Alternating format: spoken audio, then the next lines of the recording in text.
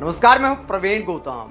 दोस्तों, वीडियो में इस बात का विश्लेषण करेंगे कि साउथ फिल्मों के सुपरस्टार थलापति विजय ने राजनीति में कैसा धमाकेदार आगाज किया कि बीजेपी, डीएमके, एआईएडीएमके सब में खलबली मच गई है।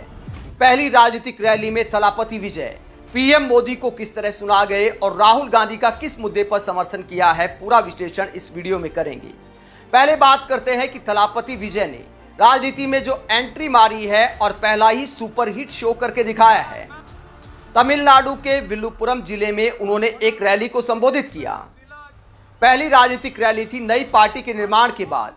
टीवी के पार्टी का उन्होंने निर्माण किया है और ऐलान किया है कि 2026 में जो तमिलनाडु चुनाव आने वाला है, सभी सीटों पर वो चुनाव लड़ेंगे।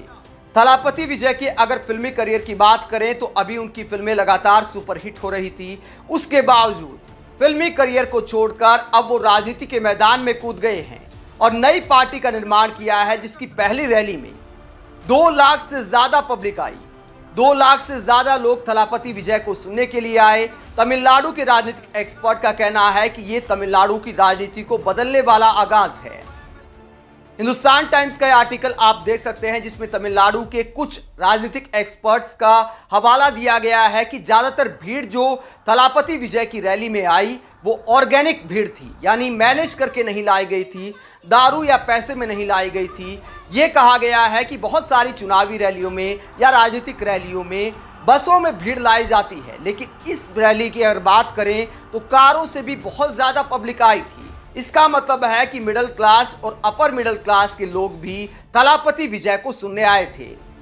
एक तो सुपरस्टार का अपना क्रेज होता है कि नई पार्टी बनाई है टीवी के, तो क्या बोलेंगे, किस तरह की राजनीति करेंगे, बीजेपी की तरह धर्म की राजनीति करेंगे, पवन कल्याण का रास्ता अपनाएंगे या फिर सेक्युलर विचारधारा की पार्टी शुरू होने वाली है। इस सस्पेंस के साथ भी बहुत सारी भीड़ सुनने आती है कि थलापति विजय आखिरकार किस तरफ जाने वाले हैं। और अपनी पहली राजनीतिक रैली में उन्होंने साफ कर दिया कि वो धर्म की राजनीति का विरोध करेंगे, सेक्युलर विचारधारा के साथ आगे बढ़ेंगे। थलापति विजय ने इस रैली में मोदी और बीजेपी की राजनीति को निशाने पर लिया, डीएमके की राजनीति को निशाने पर लिया। स्टालिन और मोदी दोनों को सुनाया है थलापति विजय ने। बीजेपी और डीएमके की राजनीति का विरोध करते हुए विजय ने साफ कहा कि मेरे 2 दुश्मन हैं, एक राजनीतिक विरोधी है और एक वैचारिक विरोधी। राजनीतिक विरोधी के तौर पर उन्होंने डीएमके का नाम लिया, जिनकी तमिलनाडु में सरकार है, और वैचारिक विरोधी के तौर पर उन्होंने बीजेपी का नाम लिया, जिसकी धर्म की राजनीति की विजय ने साफ तौर पर इस रैली में आलोचना की। डीएमके पर निशाना साधते हुए विजय ने कहा कि यह जन विरोधी सरकार है जो द्रविडियन मॉडल का ब्रांड दिखाने की कोशिश करती है, लेकिन ये लोग हमेशा फासीवाद के बारे में बात करते रहते हैं। ये एक ऐसा समूह है जो मुखौटा पहनकर लोगों को धोखा देता है और सभी क्षेत्रों में छुप जाता है। उन्हें पहचानना आसान नहीं है। वहीं बीजेपी पर विजय कहते हैं, फिर एक और समूह है जो नफरत की राजनीति में लिप्त है। वो दुष्ट हाथी की तरह अधिक आसानी से पहचाने जा सकते हैं। मैं अपने करियर की पीक पर सिनेमा की दुनिया छोड़कर आया हूँ, सिर्फ आप लोगों के भरोसे पर, और अब पीछे मुड़कर नहीं देखना है, क्योंकि मैं एक टारगेट लेकर आया हूँ। तो स्टालिन की सरकार पर भ्रष्टाचार का आरोप लगाया विजय ने और बीजेपी को दुष्ट हाथी की तरह बताया, जो सांप्रदायिकता फैलाने का काम कर रही है।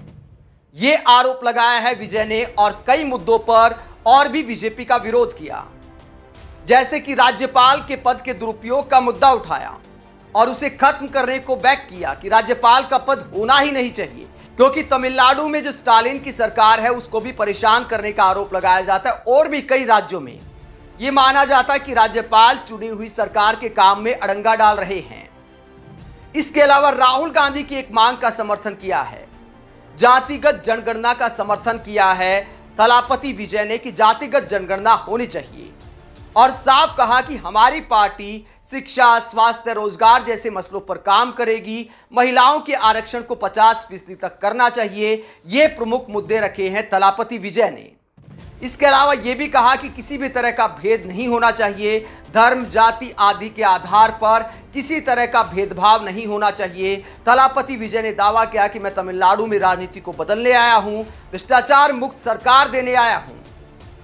उन्होंने साफ कहा कि मेरा फिल्मी करियर पीक पर था, उसके बावजूद मैं लोगों के भरोसे पर राजनीति के मैदान में आया हूं। तो पहला शो तो थलापति विजय का सुपरहिट रहा, लेकिन सवाल यह उठता है कि क्या आगे इस तरह का जलवा कायम रह पाएगा? क्योंकि जब आप विचारधारा के तौर पर राजनीति में आते हैं, उसके बाद आगे बढ़ते हैं, तो चुनाव जीतना भी अहमियत रखता है। तब जाके बहुत सारे चेहरे जो शुरुआत में सिद्धांत की बात करते हैं, समझौते करना शुरू कर देते हैं। और क्या जनता फिल्मों की तरह उनको राजनीति में भी प्यार देगी, ये कहना मुश्किल है। हालांकि तमिलनाडु के राजनीतिक एक्सपर्ट कहते हैं कि थलापति विजय के राजनीति में आने से डीएमके, एआईएडीएमके और बीजेपी तीनों का बहुत सारा काडर थलापति विजय की तरफ जा सकता है। तीनों पार्टियों के वोट में सेंधमारी कर सकते हैं थलापति विजय। थलापति विजय ने डीएमके पर इस बात को लेकर भी निशाना साधा कि जब भी कोई और राजनीति में आता है तो उन्हें भगवा में पोतने की कोशिश करते हैं, यानी बीजेपी की बी टीम बताने की कोशिश करते हैं। थलापति विजय ने साफ कहा कि मैं वैचारिक तौर पर बीजेपी का विरोधी हूं, सांप्रदायिकता का विरोधी हूं। बीजेपी की तुलना दुष्ट हाथी से की है थलापति विजय ने।